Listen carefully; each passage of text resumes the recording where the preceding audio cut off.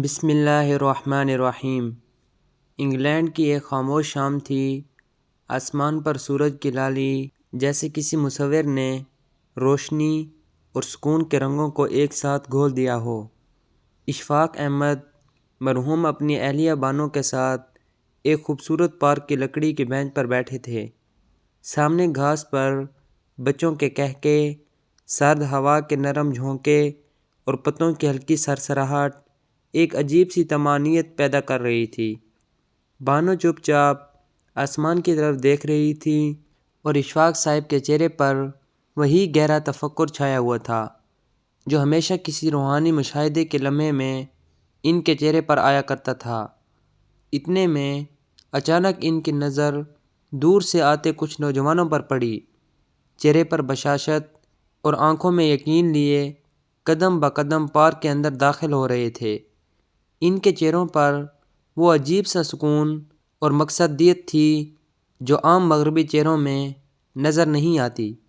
اشفاق احمد نے بانو سے کہا، بانو دیکھو، یہ عام نوجوان نہیں لگتے، ان کے چہروں پر یقین کی روشنی ہے۔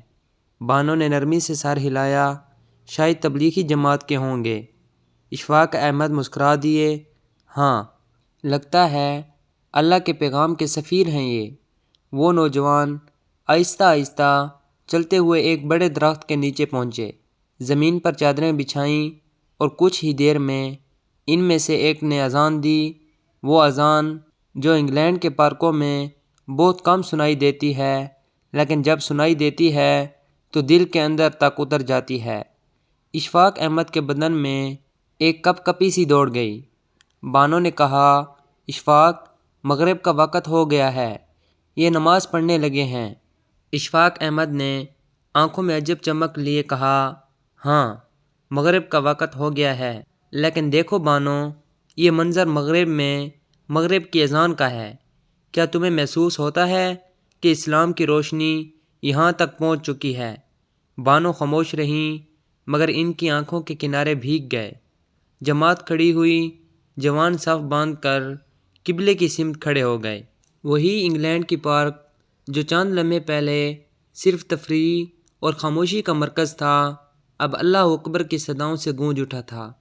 قریب سے گزرتے غیر مسلم رک گئے، کچھ حیران، کچھ متجسس اور کچھ دل گرفتہ سے۔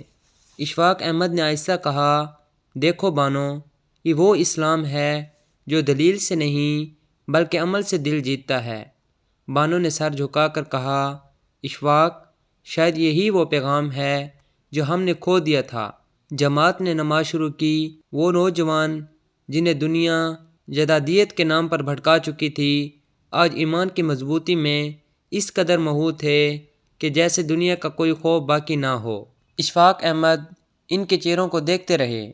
ان کے سجدوں میں وہ سکون تھا جو انسان برسوں عبادت کے باوجود کبھی کبھی پاتا ہے۔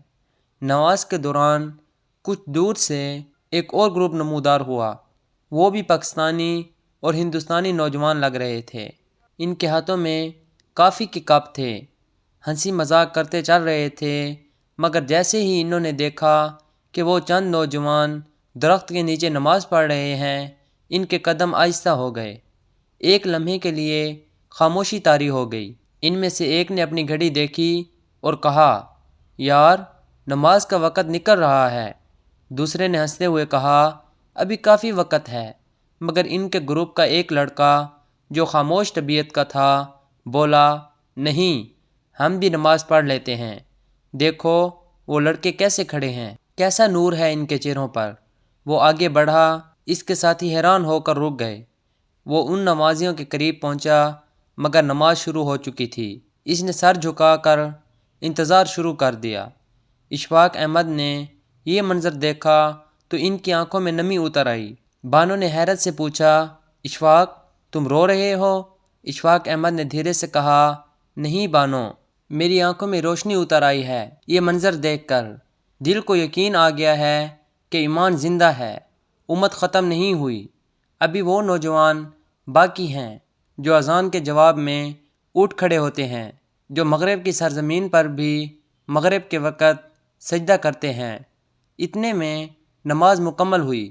سلام پھیرا گیا اور وہ لڑکا جو انتظار کر رہا تھا آگے بڑھ کر ان نمازیوں سے ہاتھ ملا کر بولا، بھائی آپ لوگوں نے دل جیت لیا۔ اس نے آسمان کی طرف دیکھا، ہلکی بارش کے قطرے گرنے لگے جیسے رحمت کے اشارے ہوں۔ اشفاق احمد کھڑے ہوئے، بانو کے ساتھ ان کے قریب گئے اور دھیرے سے کہا، بیٹو تم نے یہاں اذان دی مگر حقیقت میں ایمان کے درخت کو پھر سے ہرا کر دیا ہے۔ وہ نوجوان مسکرا دیے۔ ایک نے کہا، ہم کچھ نہیں، اللہ چاہے تو سب بدل سکتا ہے۔ اشفاق احمد نے آسمان کی طرف دیکھ کر کہا، ہاں اللہ چاہے تو مغرب میں بھی مشرق کا نور پیدا ہو جاتا ہے۔ اس لمحے فضا میں اذان کے الفاظ گونج رہے تھے، بارش تھم گئی، بادل چھٹ گئے اور اشفاق احمد کے دل میں ایک یقین جاگ اٹھا کہ اسلام کی زندگی دلیلوں سے نہیں بلکہ کردار سے ثابت ہوتی ہے۔